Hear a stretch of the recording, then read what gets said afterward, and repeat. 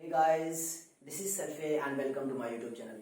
आपने गौर फरमाया हुआ कभी देखा भी होगा कि लोग क्या होता है कि कभी जो फॉर्मूला लिखते हैं किसी कंपाउंड का तो बहुत कंफ्यूजन में पड़ जाते हैं। क्योंकि एक बात मुझे याद है कि एक बच्चे से मैंने पूछा क्या, अच्छा बताओ what is the chemical formula of common salt. उसने कहा जानते हो NaCl2। लो कर लो बात, क्या NaCl2 सही है? अगर मैं पूछूं मैग्नीशियम क्लोराइड तो कोई बच्चा बता देगा MgCl।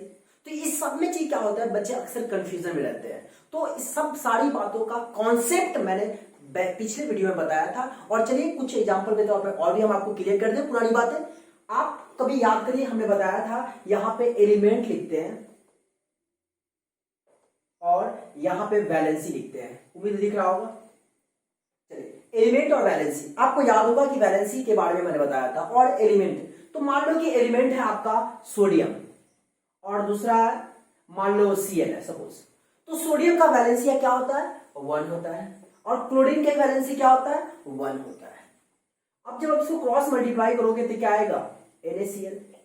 दूसरा एग्जांपल अगर मैं बात करूं, सोडियम है और SO4 है, सल्फेट है। तो सोडियम की वैलेंसी 1 होती है, सल्फेट की वैलेंसी 2 होती है। जब आप क्रॉस मल्टीप्लाई करोगे तो क्या आएगा? Na2SO4। लेकिन कभी कभी क्या होता है, बच्चे कह देते हैं NaSO4। तो ये सारी बातें आपको ये कॉन्सेप्ट ध्यान रखना होगा कि किस एलिमेंट का क्या वैलेंसी होता है, कितना वैलेंसी होता है। तो शायद मैंने बहुत पहले कहा था कि जितना भी मेटल होता है सबका वैलेंसी लेस देन 4 होता है। 1 हो सकता है, 2 हो सकता है, 3 हो सकता है। और मैंने ये भी बताया था कैसे किसका कितना होता है। तो याद करिए बचपन में मैंने बताया था क्या कि इन सारी बातों को मैं कंपैरिजन किया था। मैंने कंपैरिजन किया था किससे? नोबल गैसेस से। शायद आपको याद होगा कि 6 नोबल गैस होते हैं, helium, neon, argon, krypton, xenon and radon. और इससे वो रिलेट करके अपना वैलेंसी हम लोग पता लगाया था कि किसका क्या वैलेंसी होता है। और इसके तहत हम लोग केमिकल फॉर्मूला ऑप्टेन करते हैं। आपने कभी कभी गलती करे हुई है क्या, किस कॉमन सॉल्ट का फॉर्मूला पूछूं आप बता दोगे NaCl2, या किसी और का भी कुछ पूछ दूं तो आप गलती कर दोगे। तो ये सब गलती नहीं करना, ये सब सारी बातें ध्यान रखना है कि कैसे कैसे फाइंड किया जाता है, किसमें 2 होगा, किसमें 3 होगा। ये सारी बातें वहां से डिस्कस होगा। आज का जो हमारा टॉपिक है वैसे बहुत ही शानदार टॉपिक है और ऊपर लिखा भी हुआ है कॉन्सेप्ट ऑफ एटॉमिक मास। आज हमें इसके अबाउट पढ़ना है, ये सारा कॉन्सेप्ट पढ़ना है और समझना है कि किसी भी एलिमेंट का एटॉमिक मास कैसे फाइंड करते हैं, क्या हो हकीकत एक्चुअली में होता क्या है। और किसी भी एटम का एटॉमिक मास अगर हम लेते हैं तो किसी से रिलेट करते हैं तो रिलेट किस एलिमेंट से करते हैं, अगर वो एलिमेंट से करते हैं इसका वजह क्या है, उसके पीछे क्या रीजन है कि उसी एलिमेंट को हम लोग देखते हैं। ये सारी बातें अभी इसी वीडियो में डिस्कस करने वाले हैं। तो कंडीशन है कि आप हमारे साथ बने रहिएगा और वीडियो को एंड तक देखिएगा। चैनल पर नए हैं तो सब्सक्राइब भी करने में कोई कंजूसी नहीं करे। तो चलिए अब अपने सेशन को स्टार्ट करते हैं। एटॉमिक मास, आप कभी गौर फरमाइएगा कि ये एटॉमिक मास जो लगा हुआ है इसका यही ना मतलब हुआ कि किसी एटम के मास को हम एटॉमिक मास कहते हैं। लेकिन अब मसला है कि एटॉमिक मास हम कैसे फाइंड करते हैं। तो शायद आपको याद होगा और शायद आप ये भी जानते होइएगा कि इस पूरे सराउंडिंग में जो भी कोई चीज है वो कभी उसका तन्हा मास नहीं होता। अगर मैं कहूं कि मेरा मास 50 kg है तो ये 50 kg अगर मैं कह रहा हूं तो ये गलत कह रहा हूं। ये हम अकेला 50 kg नहीं है, अर्थ जो होता है हमको अट्रैक्ट करता है, अर्थ के सपोर्ट में है। तो यहां पे कुछ और बातें हो जाएगी। आप कभी देख लीजिए मार्केट में कभी जाओ और वहां से एप्पल खरीद के लाते हो। अभी एप्पल कुछ सस्ता हो गया हुआ है ना। जब एप्पल खरीद के लाने जाते हो तो क्या देखते हैं आप? एक तरफ एप्पल रखता है और एक तरफ क्या किलो रखता है। अगर मुझे 1 kg चाहिए तो 1 kg उधर और 1 kg सेब इधर। अब उससे क्या हुआ, तो 1 kg एप्पल हम जो खरीदे वो किससे रिलेट किया? 1 kg से जो भी हो। अब शुगर लाने जाते हैं, चीनी लाने जाते हैं। अगर 1 kg चीनी लेते हैं तो क्या होता है, 1 kg का कुछ बटरा या जो बोलो क्या कहते हैं उसको, किलो रखा जाता है। तो उससे रिलेट किया गया ना। तो हर चीज का एक रिलेटिव मास होता है, एक बिल्कुल सिंगल मास नहीं होता है। किसी भी एलिमेंट का हो या अपना मास हो या किसी भी चीज का मास हो, किसी से रिलेट करके बताया जाता है। और जब किसी से रिलेट करके बताया जाता है उसको कहते हैं एटॉमिक मास। जहां भी एटम के बारे में पढ़ेंगे मास तो इसको हम कहेंगे क्या? Atomic mass. और ये कैसे फाइंड किया गया? किसी से रिलेट किया गया। तो चलिए आपको बताना चाहूंगा कि किसी भी एटम का मास फाइंड करने के लिए उसके लिए क्या क्या क्राइटेरिया है, और उस क्राइटेरिया को बड़ी बात अच्छे से हम लोग समझेंगे और तो गौर पाएंगे आप। तो सबसे पहली बात, किसी भी एटम का अगर आपको मास मालूम करना है तो उसके लिए क्या होगा, सबसे पहले देखना होता है एबंडेंस। ये एबंडेंस का मतलब क्या होता है, एग्जिस्टेंस इन नेचर, उस चीज उस एलिमेंट का सराउंडिंग में नेचर में एग्जिस्टेंस होना चाहिए। दूसरी बात, वो एलिमेंट हम जिससे रिलेट करें किसी एटम का मास जो हम फाइंड करेंगे, अभी मैंने बताया कि रिलेट करके, तो रिलेट करेंगे तो किससे रिलेट करेंगे और उसका क्या क्या क्राइटेरिया है, तो वो एबंडेंस होना चाहिए पहला क्राइटेरिया। सेकेंड क्राइटेरिया क्या है कि वो मोस्ट रिएक्टिव नहीं होना चाहिए, मोस्ट रिएक्टिव नहीं होना चाहिए। अब मोस्ट रिएक्टिव नहीं होना चाहिए क्या मतलब, मोस्ट रिएक्टिव का सेंस यह है कि जैसे lithium, sodium, potassium, oxygen, fluorine, chlorine, ये सब मोस्ट रिएक्टिव एलिमेंट है। अगर मोस्ट रिएक्टिव एलिमेंट लेंगे ना तो पता यह चलेगा कि किसी से जल्दी रिएक्ट कर लेगा। जब किसी से जल्दी रिएक्ट कर लेगा तो मेरे को हम यह नहीं आइडिया लगा सकते हैं कि उसी से रिलेट किससे क्या आता है। जो सराउंडिंग में हो एबंडेंस होना चाहिए, लेकिन ज्यादा रिएक्टिव नहीं होना चाहिए। ज्यादा रिएक्टिव होगा तो फिर मसला बिगड़ जाएगा, पता यह चलेगा किसी से रिएक्ट कर लेगा, हमको उससे रिलेट करना है तो रिलेट उसी से किया जाता है जो कम रिएक्टिव हो, बिल्कुल कम भी रिएक्टिव नहीं होना चाहिए। उसके बाद है उतना लीस्ट रिएक्टिव भी नहीं होना चाहिए, लीस्ट रिएक्टिव भी नहीं होना चाहिए। जैसे helium, neon, argon, krypton, xenon, ये सब लीस्ट रिएक्टिव मेटल है। सराउंडिंग में कहीं भी रख दोगे ना बिल्कुल वैसा का वैसा ही रहेगा, गोल्ड, सिल्वर ऐसा। फिर उसके बाद लास्ट जो है आपका वो है कि हम कैपिटल किसको मान रहे हैं, हम किससे रिलेट कर रहे हैं, तो पता हमें यह चला कि वह एलिमेंट जो हमारा क्या है, वो एलिमेंट हमारा कार्बन है, C12 कार्बन। अब कहोगे सर कार्बन ही क्यों लिया गया, तो कार्बन इसलिए लिया गया क्योंकि इसका ये जो एलिमेंट देख रहे हो ये एबंडेंस है सराउंडिंग में नेचर में, लेकिन ज्यादा रिएक्टिव नहीं है ना कम रिएक्टिव है। तो इससे हर एलिमेंट का एटॉमिक मास जो फाइंड किया गया वो कार्बन 12 एटम से रिलेट किया गया, कार्बन 12 एटम से रिलेट किया गया। और कार्बन के एटॉमिक मास जब फाइंड किया गया तो आपको मैं बता दूं इस एटॉमिक मास को हम AMU में भी लिखते हैं, इसमें लिखते हैं AMU में। ये बहुत पुरानी बात है, अब इसको फिर इसको नया बताया गया तो पता चला इसको U से लिखते हैं। U मतलब हुआ यूनिफाइड, इसका मतलब हुआ यूनिफाइड। अब हमें समझना है कि एटॉमिक मास का एक्चुअल में डेफिनेशन क्या होता है, तो आइए अब हम इसका डेफिनेशन लिख देते हैं। पहले बोर्ड को क्लिक कर देते हैं, तब अच्छे से एक तरीके से सिस्टमेटिक ढंग से हम लोग देखेंगे कि एटॉमिक मास का एक्चुअल में डेफिनेशन क्या होता है। तो आइए आप देख सकते हो बोर्ड को मैंने क्लीन कर चुका है और कुछ बातें मैंने जो बोर्ड में लिखा है आप उसको समझ लो। किसी भी एलिमेंट का एटॉमिक मास जो निकाला गया वो रिलेट किया गया किससे, कार्बन के 1/12 मास एटम के, मतलब वो कार्बन 12 कार्बन का जो एटॉमिक आइसोटॉप होता है, आइसोटॉप उसको कहते हैं जिसका atomic number same but atomic mass different होता है। तो कार्बन का आइसोटॉप 3 होता है, 12, 13, 14। तो कार्बन का एटॉमिक नंबर तो 6 होता है, लेकिन एटॉमिक मास 12 भी होता है, 13 भी होता है, 14 भी होता है। तो यहाँ पे एटॉमिक मास का जो एक्चुअल डेफिनेशन क्या है जरा गौर फरमाइएगा। The atomic mass unit is equal to 1/12 the mass of an atom of carbon.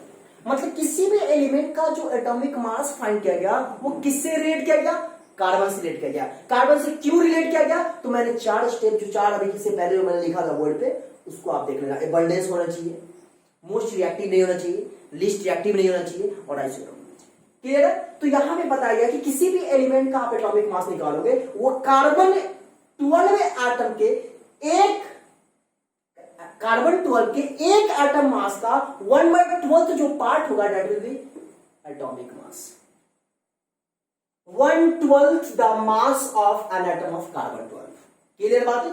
फिर इसके बाद रिलेटिव एटॉमिक मास, मैंने अभी कहा कि किसी भी एलिमेंट का एटॉमिक मास रिलेट करके बनाया गया और वो रिलेट किससे, कार्बन से। तो गौर फरमाइएगा इसका क्या कहता है? The atomic mass of an element is a relative quantity and it is the mass of one atom of the element. It is the mass of one atom of the element. आप जानते हैं iron की अगर मैं बात करूं Fe26 होता है, तो इसमें बहुत सारा एटम होता है. कोई भी एलिमेंट है तो उसमें बहुत सारा एटम है, और वो एटम जो है आगे हम लोग पढ़ेंगे कितना एटम होता है एक एवोगाड्रो नंबर के बराबर, और उस एवोगाड्रो नंबर में कितना होता है ये बस इसके बाद वाला टॉपिक हम जो पढ़ेंगे वो है मोल कॉन्सेप्ट. तो फुल डिटेल में उसके बारे में समझेंगे कि एक एलिमेंट में कितना एटम होता है और उस एटम का मास क्या, सब बातें पढ़ेंगे. देखिए यहाँ पे कहा क्या रहा है कि कोई भी एलिमेंट है उसकी एक एटम का mass, the mass of one atom of the element.